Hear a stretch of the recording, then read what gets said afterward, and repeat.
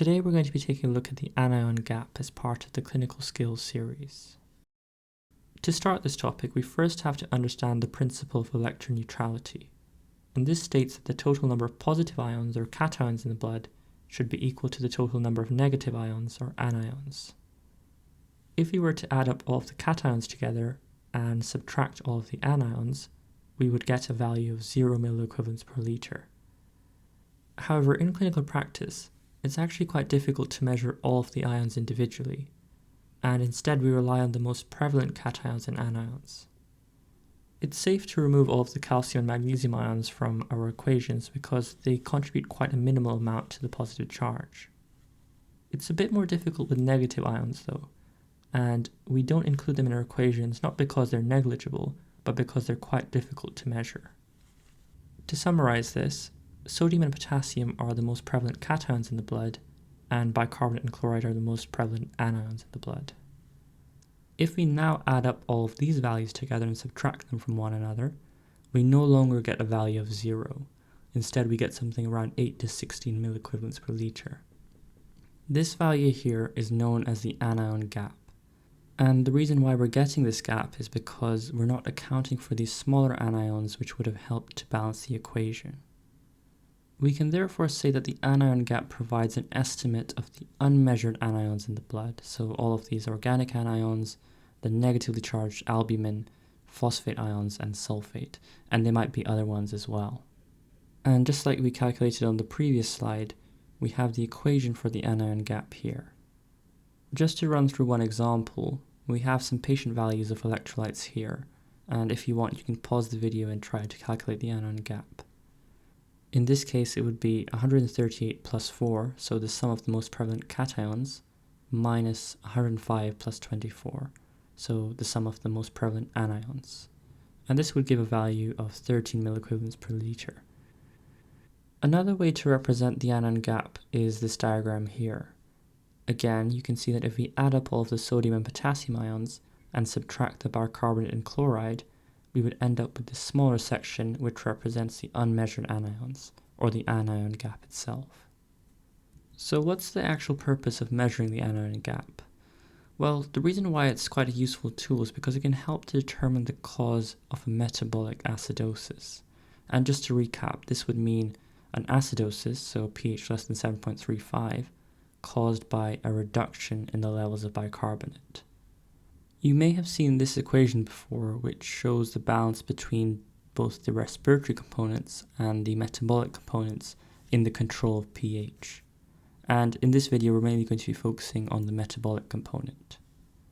Now, when there is a metabolic acidosis, the reduction in bicarbonate can either be due to a direct loss of bicarbonate ions, so the ions are lost somewhere externally, or it could be due to a rise in the hydrogen ions. And what happens in this second case is that we have more hydrogen ions which actually bind to the bicarbonate ions to produce carbonic acid as per the equation above. In both of these cases, you can see that we now have less bicarbonate compared to when we started, and this is what drives the acidic conditions. Let's take a look at each of these categories in more detail, starting with the direct loss of bicarbonate ions. This can be caused by factors such as diarrhea, where we lose bicarbonate in the stool, or in renal tubular acidosis, where we lose bicarbonate because not enough is reabsorbed by the kidneys, so it's excreted in the urine instead. In both of these cases, there's a reduction in the level of bicarbonate in the serum because it's being lost externally. From the diagram, you can see that we now have more positive ions compared to negative ions, and this leads to an electron neutrality imbalance. The body detects this imbalance and signals to the kidneys to increase chloride reabsorption, so more chloride ions are reabsorbed from the filtrate back into the blood in an attempt to maintain electron neutrality. At the end of this process, you can see that the bicarbonate concentration is lower compared to normal, but the chloride concentration is higher compared to normal. For this reason, this type of metabolic acidosis is often referred to as a hyperchloremic metabolic acidosis, because the chloride levels are higher compared to their usual values. If we turn towards our anion gap equation, you can see that the cations haven't changed in value, so there's still the same number of sodium and potassium ions. The bicarbonate ions have gone down, but the chloride ions have gone up to compensate. The overall effect of this is therefore a normal anion gap, because the decrease in bicarbonate is matched by an increase in chloride. Another way of thinking about it is that the purple zone, so the unmeasured anions, haven't changed in this diagram, so the anion gap has remained the same. Now, while we've mentioned renal tubular acidosis and diarrhea as potential causes for a normal anion gap metabolic acidosis, there can be other causes as well, such as hyperalimentation, so when patients are fed through total parenteral nutrition, acetazolamide, which is a carbonic anhydrase inhibitor, ureteral diversion, and pancreatic fistulas can also cause this. All of these potential causes can be remembered with the mnemonic hard up, and this can be helpful when thinking about differential diagnoses. Let's now take a look at the second category of metabolic acidosis, which is a rise in the hydrogen ion concentration. This can be caused by excess acid production, and there can be several different acids which lead to this, but some examples include lactic acid, keto acids, and alcohols such as methanol and ethanol. In all of these cases, the primary substance can dissociate to form a negatively charged conjugate base as well as a hydrogen ion, and it's these hydrogen ions which are contributing to the increased acidity. When there's a buildup of these primary substances, the equations shift towards the right-hand side, and we end up getting more conjugate base production and more hydrogen ion production. These hydrogen ions subsequently bind to bicarbonate ions and end up producing carbonic acid. You can see that the bicarbonate ion concentration therefore decreases because of this reaction. To illustrate this on the diagram, our bicarbonate ions have gone down because they're reacting with hydrogen ions, and it appears that we have an electroneutrality imbalance. Now, the last time this happened, the body increased chloride reabsorption to maintain electroneutrality, so it's reasonable to question whether the same thing happens again. However, the reality is that there's actually no imbalance present, and that's because all of these conjugate bases which were formed are negatively charged. They actually form part of the unmeasured anion group, and more specifically, they're part of the organic anions. If we show this in our diagram, the bicarbonate concentration has gone down because they're reacting with hydrogen ions, but the unmeasured anions, so the conjugate bases, have all gone up. Note that the chloride ions stay the same in this instance. If we compare this with our anion gap equation, you can see that the sodium and potassium levels have stayed the same, the bicarbonate levels have gone down, and the chloride levels have also stayed the same. The end result of this is that the anion gap has increased, and this is therefore referred to as a high anion gap metabolic acidosis. Another way of thinking about this is that the purple box represents the anion gap, so as the purple box has increased in size, the anion gap has also increased.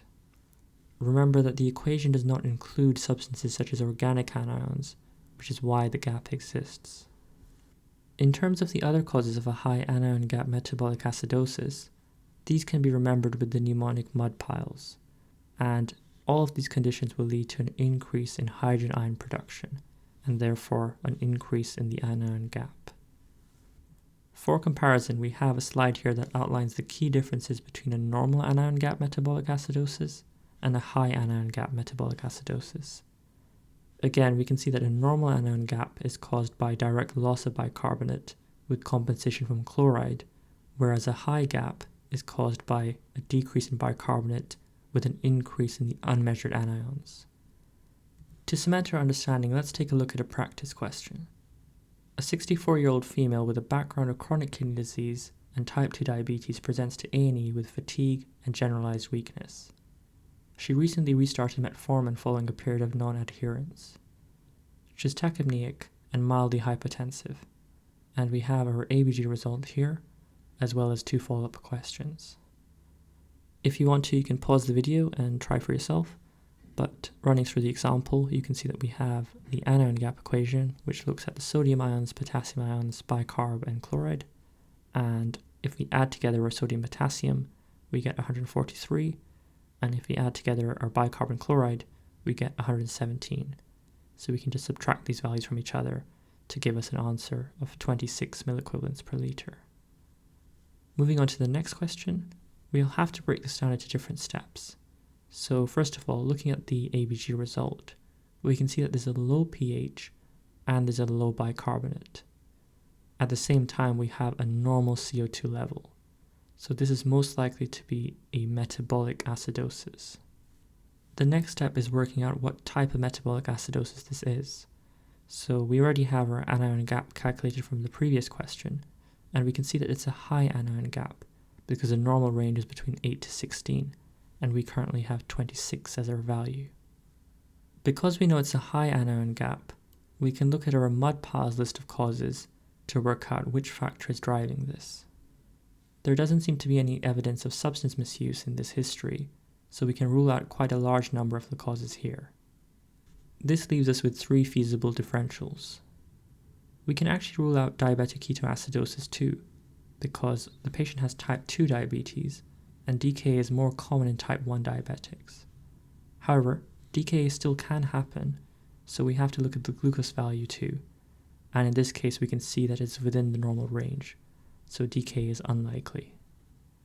Now, uremia could also be a possible differential because the patient does have a background of chronic kidney disease, but the more likely option is a lactic acidosis, and this is because the lactate level is quite significantly raised compared to normal.